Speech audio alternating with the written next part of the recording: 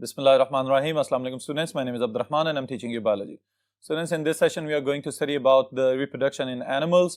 Animals के अंदर भी asexual type of reproduction भी observe की जाती है और sexual type of reproduction भी मौजूद है. इनकी asexual types इस session में इंशाल्लाह ताला देखते हैं. Details board पे.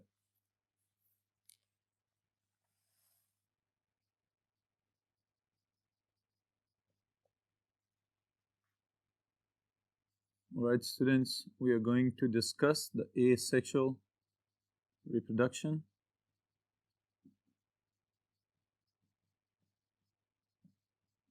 in animals.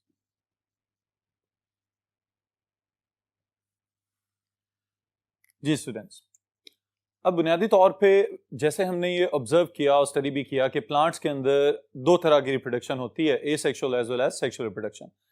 In the same way, animals have the ability to reproduce asexually as well as sexually. अब जो reproduction हमें नजर आएगी simple organisms के अंदर, invertebrates के अंदर, they can be unicellular और simple multicellular. Mostly उनके अंदर asexual type of reproductions observe की जाती हैं, alright? जिसमें हम animal-like protists को भी discuss करेंगे और फिर उसके बाद simple multicellular organization वाले triploblasts को भी discuss करेंगे. Then will be the sexual reproduction. Sexual reproduction में condition जो हमने apply की हुई है, there should be two partners और फिर उसके बाद वहां पे fusion of gametes होनी चाहिए and then later on fertilization और फिर development of new individual. Alright. In other cases, some other organisms, again the lower organisms, they have hermaphrodite condition जिसके अंदर एक ही organism में हमें testes और ovaries बनते हुए नजर आते हैं और फिर वहीं पे ही fertilization हो जाती है और offsprings produce कर दिए जाते हैं. Alright. So now if we enlist different types of asexual reproduction, इसमें हम स्टूडेंट सबसे पहले डिस्कस करेंगे आसान चीज and that is fission. Fission is further divided into binary fission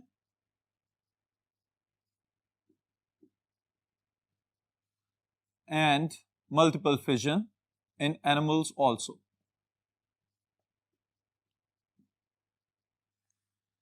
ji students, fission means splitting up, break down, अलहदा हो जाना, डिटैच हो जाना ओरिजिनल पेरेंटल सेल से.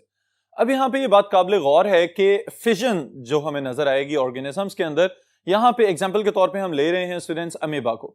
Amoeba is a unicellular animal like protist.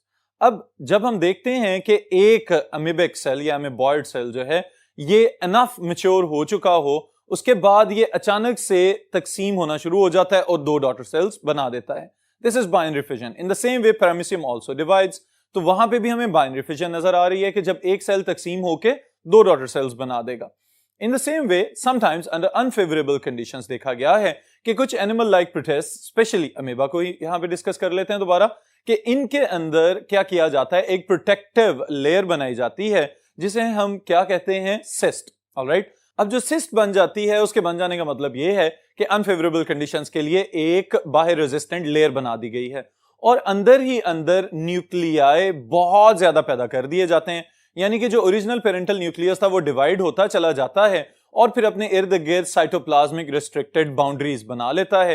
तो इसका मतलब ये हुआ कि हर एक न्यूक्लियस के पास एक स्पेसिफिक टेरिटोरियल साइटोप्लाज्म मौजूद होता है. तो एक ही सेल के अंदर जब बहुत ज्यादा सेल्स बन जाएंगे तो इस कंडीशन को हम कहेंगे this is multiple fission. Alright students, फिर उसके बाद जो दूसरी चीज आप याद रखेंगे, इट इज बडिंग. बडिंग में स्टूडेंट्स आउटग्रोथ्स डेवलप होना और उन आउटग्रोथ से बाद में एक नया इंडिविजुअल पैदा हो जाना. The best example is diploblastic hydra. Alright. Hydra के अंदर ये चीज देखी जाती है कि ये जो इसकी पोलिप स्टेज है, इसके अंदर एक आउटग्रोथ बनती है और फिर वो आउटग्रोथ थोड़ी सी बड़ी हो जाने के बाद उस आउटग्रोथ को डिटैच कर दिया जाता है. फिर वो किसी ना किसी सबस्ट्रेटम के साथ जाके अटैच हो जाता है. चूंकि सेडेंटरी मोड ऑफ लाइफ है तो किसी ना किसी जगह पे जाके फिक्स होगा और उसके बाद ग्रो होके इंडिविजुअल इंडिपेंडेंट लाइफ गुजारना शुरू हो जाता है. So this is budding. Alright students, फिर इसके साथ ही साथ the next type is regeneration.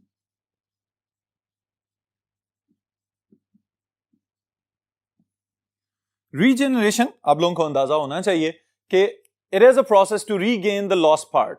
यानी स्पेशली लिजर्ड्स वगैरह की एग्जांपल आप लोगों ने देखी हुई है कि छिपकलियों की जब दुम गिर जाती है, वो इनका एक डिफेंसिव मैकेनिज्म है. अपने प्रेडेटर को देखते हुए या कोई और अटैक करे या इवन के आप बाजू का अटैक करें तो अपनी टेल को खुद से डिटैच कर देती है छिपकली और फिर उसके बाद थोड़ी देर के बाद नई दुम बना दी जाती है। This is regeneration. इसी तरह स्टारफिश में भी ये चीज ऑब्जर्व की गई। ट्रिप्लोब्लास्टिक ऑर्गेनिजम्स की बात करें तो प्लेनेरिया के अंदर एक हमें स्ट्रॉन्ग टाइप ऑफ रीजनरेशन नजर आती है कि अगर बॉडी को दरमियान में से काट दिया जाए दो हिस्सों में तो उसमें से फर्दर जो टेल एंड है वो हेड बना लेगा, जो हेड वाला हिस्सा है वो टेल बना लेगा। This is regeneration. And the strongest potential to regenerate is in sponges, कि अगर स्पॉन्जेस को हम बिल्कुल पकड़ के और मसल दें छोटे छोटे टुकड़ों के अंदर, तो चूंकि लोअर या सिंपल टाइप ऑफ ऑर्गेनाइजेशन है तो उस चूरे से भी वो नया स्पॉन्ज ग्रो कर सकते हैं। So this is regeneration. Alright students, फिर इसके साथ आप जो नेक्स्ट चीज याद रखेंगे, it is about tissue culture,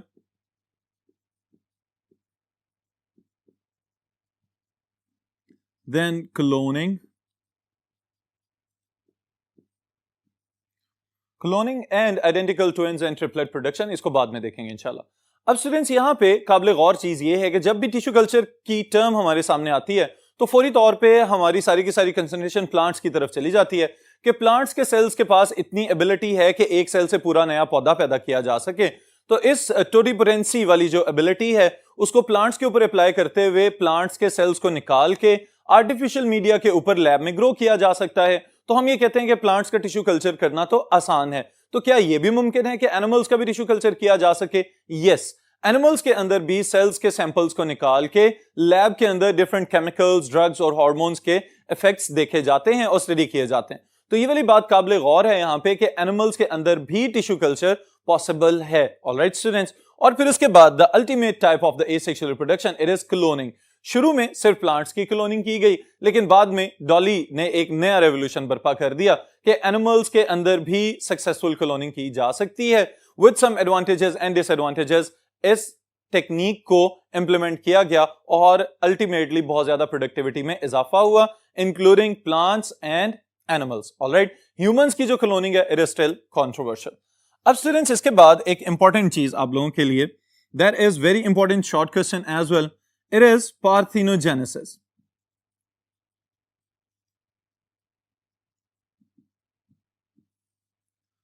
parthenogenesis क्या है? अब प्लांट्स के लिहाज से जब हम इसको स्टडी करते हैं तो आपने एक टर्म सुनी हुई है पार्थिनोकार्पी। ऑलराइट, पार्थिनोकार्पी क्या है कि विदाउट फर्टिलाइजेशन फ्रूट का प्रोड्यूस हो जाना। तो यहां पे भी टेक्निक वही है, लेकिन हम यहां पे मेनली कॉन्सेंट्रेट किस पे कर रहे हैं? एनिमल्स की एसेक्सुअल टाइप ऑफ रिप्रोडक्शन के ऊपर। तो यहां पे भी स्टूडेंट्स हम गौर करेंगे इस बात पे कि क्या कोई एनिमल इस तरह का है कि जो बगैर फर्टिलाइजेशन के ऑफस्प्रिंग्स पैदा कर सकता है? तो इसका जवाब है यस। सबसे पहले हम डिफरेंशिएट करते हैं पार्थिनोजेनेसिस को into two different types. The first one is known as haploid parthenogenesis, alright, and the second one is known as diploid parthenogenesis. जी स्टूडेंट्स, अब ये दोनों अल्फाज जो हैं नंबर ऑफ क्रोमोसोम्स के लिहाज से तो आपके जहन में आ जाने चाहिए कि हैप्लॉइड क्या है? इस तरह का ऑर्गेनिज्म या कोई सेल जिसके पास हाफ सेट ऑफ क्रोमोसोम्स मौजूद है या सिंगल सेट ऑफ क्रोमोसोम्स मौजूद है। ऑलराइट, फिर जब हम डिप्लॉइड की बात करते हैं तो इसका मतलब यह है कि यहां पे दो सेट्स ऑफ क्रोमोसोम्स होने चाहिए that have came from two different parents. Alright, फिर इसका मतलब यह है कि अगर हैप्लॉइड या डिप्लॉइड पार्थिनोजेनेसिस अलग-अलग से हो रहे हैं तो इट इज पॉसिबल कि ये डिफरेंट टाइप्स के ऑर्गेनिजम्स में हो रहे हों। ऑलराइट, आपकी बुक की एग्जांपल यहां पे मैं कोट कर रहा हूं। For the haploid parthenogenesis Honey bees are very important, क्योंकि इनकी प्रोडक्शन में और इनके जो हाइव्स वगैरह होते हैं उनके अंदर जब हम देखते हैं जो शहद की मक्खियों के छत्ते हैं तो हमें पता चलता है कि वहां पे एक क्वीन मौजूद होती है। कुछ इस तरह की मक्खियां हैं जिन्हें हम ड्रोन्स कहते हैं, they are most probably the males. Alright, और फिर इसी तरह कुछ वर्कर्स भी होते हैं कि जिनके अंदर मेल्स और फीमेल्स दोनों पॉसिबल हैं।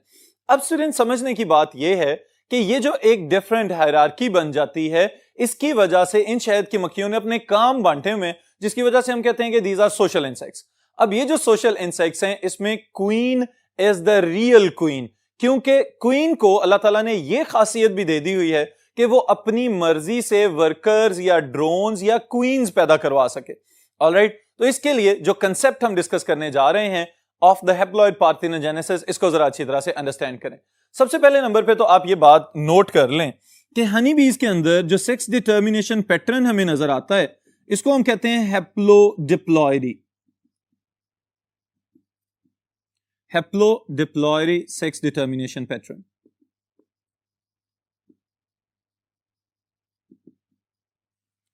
जी स्टूडेंट्स, अब ये हैप्लोडिप्लॉयडी सेक्स डिटर्मिनेशन पैटर्न से क्या मुराद है कि बुनियादी तौर पे जब भी हम ह्यूमंस की बात करते हैं या ड्रोसोफिला की बात करते हैं, फ्रूट फ्लाई की, तो हमारे ज़हन में एक बात आती है कि if it is a combination of X chromosome with the X chromosome it should be a female offspring, alright. और इसी तरह if it is a combination of X chromosome with a Y chromosome it should be a male offspring.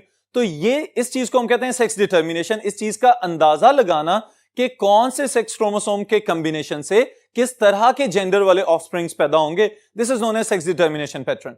अब ये जो sex determination pattern यहां पे हम implement कर रहे हैं, इट इज हैप्लोडिप्लॉयडी, और ये चीज काबिले गौर है और समझने से ताल्लुक रखती है।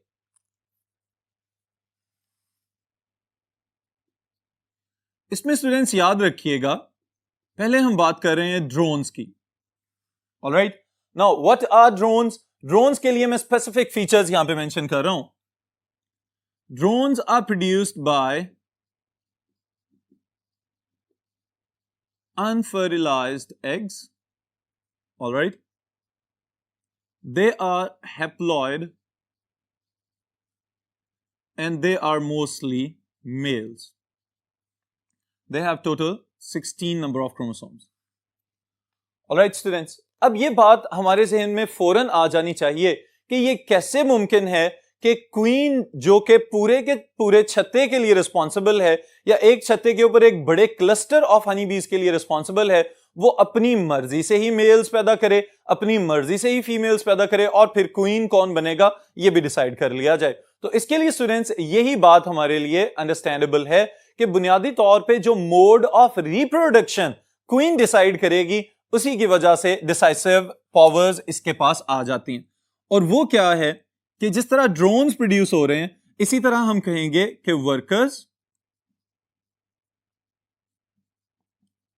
और क्वीन इटसेल्फ ये किस तरह से प्रोड्यूस किए जाते हैं। The first thing is they are produced by fertilized eggs, all right. Then they are diploid, mostly they are females, all right students. और फिर इन फीमेल्स में से ही बाज़ औक़ात क्वींस को सिलेक्ट कर लिया जाता है। ये किस तरह से सिलेक्ट किया जाता है ये भी मैं अभी बताता हूं आपको, ऑलराइट। अब देखिए स्टूडेंट्स, यहां पे हमारे पास दो डिफरेंट ग्रुप्स आ गए हैं। एक वो वाला ग्रुप जिसको हम कह रहे हैं कि ये अनफर्टिलाइज्ड है but still the drones are produced, तो इसका मतलब ये है कि this is the secret behind the haploid parthenogenesis. Queen को अल्लाह ताला ने खास किस्म का एक सैक दिया हुआ है जिसे हम कहते हैं स्पर्मेथिके, ऑलराइट। वहां पे स्पर्म्स स्टोर कर लेती है क्वीन। अब नॉर्मली जब हम किसी भी ऑर्गेनिज्म के अंदर फर्टिलाइजेशन के इंटरनल फर्टिलाइजेशन प्रोसेस को डिस्कस करते हैं, तो हमें पता होता है कि the male gametes will directly go to the uterus or later on into the different structures and it will combine or unite with the ovum. लेकिन क्वीन के पास एक डिफरेंट स्ट्रेटेजी या टेक्निक मौजूद है, वो ये कि ये स्पर्म्स रिसीव तो कर लेती है मेल से, लेकिन उसके बाद क्वीन की अपनी मर्जी होती है कि ये एग के साथ उसको फ्यूज करवाए, फर्टिलाइजेशन को सक्सेसफुल होने दे या ना होने दे। अब यहां पे हमें पता चलेगा कि अगर तो क्वीन बगैर फर्टिलाइजेशन के हैप्लॉइड एग्स दे दे, तो इसका मतलब यह है कि all those haploid eggs that have been laid down without fertilization they will develop into the drones, alright students. फिर इसी तरह अब दूसरे ग्रुप की तरफ आ जाएं कि अगर क्वीन का जी चाहे तो वो स्पर्म्स को एग्स के साथ फ्यूज करवा दे, और स्पर्म्स के साथ एग्स जब फ्यूज हो जाते हैं तो फर्टिलाइजेशन हो जाएगी। फर्टिलाइजेशन होने के बाद जाके क्वीन का काम है कि अंडे दे देना। फिर वहां पे जो पहले से वर्कर्स काम कर रहे हैं वो दो तरह की जेली बनाते हैं, दो तरह की खुराक बनाते हैं, ऑलराइट। जिसमें एक तरह की खुराक को हम कहते हैं वर्कर जेली और दूसरी को हम कहते हैं रॉयल जेली और the queen jelly, alright students. अब ये जो वर्कर्स यहां पे पहले से जेली बना रहे हैं, ये क्या करते हैं, दोनों तरह की जेलीज बना के प्रोड्यूस कर देते हैं। फिर उसके बाद जो भी मक्खी यानी वही जो हनी बी जिसकी हम बात कर रहे हैं, अगर तो वो वर्कर जेली खा रही है तो इसका मतलब ये है कि it will become a worker for future. और इसी तरह से अगर इसने क्वीन बनना है तो इसको रॉयल जेली प्रोवाइड की जाएगी और क्वीन बनने वाले जो आमतौर पे इंसेक्ट्स नजर आते हैं या लार्वे नजर आते हैं वो जरूरत से ज्यादा ही खा रहे होते हैं। यही वजह है कि बाद में क्वीन जो है वो हमें ज्यादा बड़ी और डोमिनेटिंग सा स्ट्रक्चर बनाती हुई नजर आती है विद इन द हाइव। अब यहां पे स्टूडेंट समझने वाली बात क्या है कि जो ड्रोन्स प्रोड्यूस हुए हैं ये खुद क्या हैं, haploid.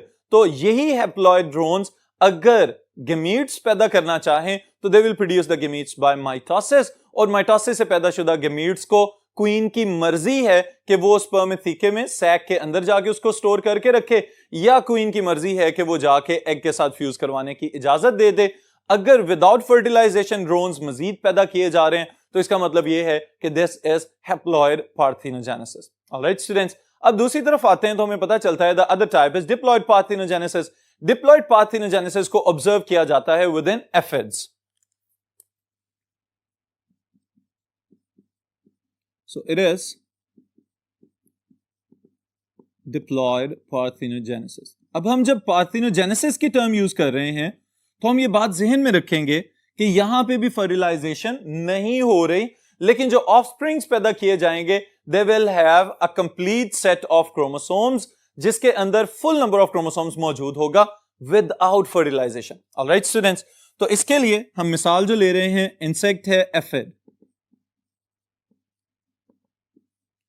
Now what are aphids, आप लोगों को याद होना चाहिए कुछ इस तरह के डिपेंडेंट इंसेक्ट्स जो कि हर्बेशियस स्टेम वाले पौधों के अंदर अपने स्टाइलेट्स वगैरह या स्पेसिफिक मॉडिफाइड माउथ पार्ट्स को इंजेक्ट करते हैं और फिर उन पौधों का सैप खुद से पी के और फिर बड़े होते हैं और गुजारा करते रहते हैं। So they are showing some sort of parasitic mode of nutrition.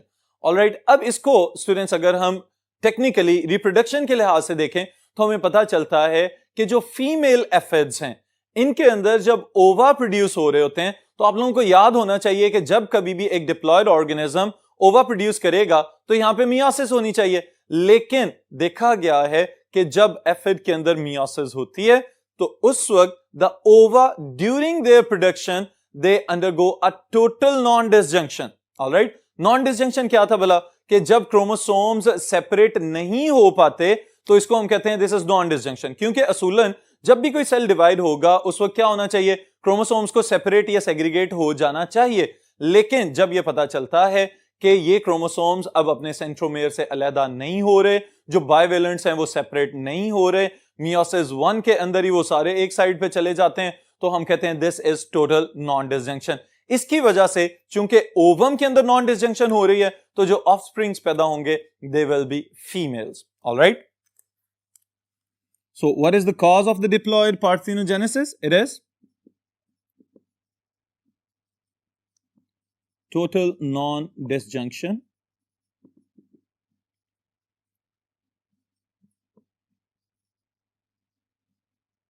of chromosomes in ova, all right, and the offsprings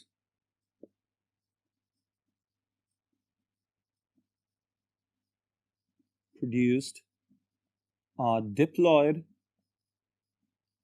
females. Alright students, हमारे लिए ये बात यहां पे काबिल गौर है कि चूंकि ओवा से प्रोड्यूस हो रहे हैं, there is no interference of the male gametes, तो इसका मतलब ये है कि यहां पे जितने भी ऑफस्प्रिंग्स पैदा होंगे they will be identical to the mother, तो that's why it is known as diploid parthenogenesis. यहां पे क्रोमोसोम्स की तादाद कम नहीं हुई, फर्टिलाइजेशन भी नहीं हुई, लेकिन ऑफस्प्रिंग्स पैदा हो गए। अब इसी तरह की एक और चीज हमें प्लांट्स के अंदर भी नजर आती है जिसे हम कहते हैं एपोमिक्सिस।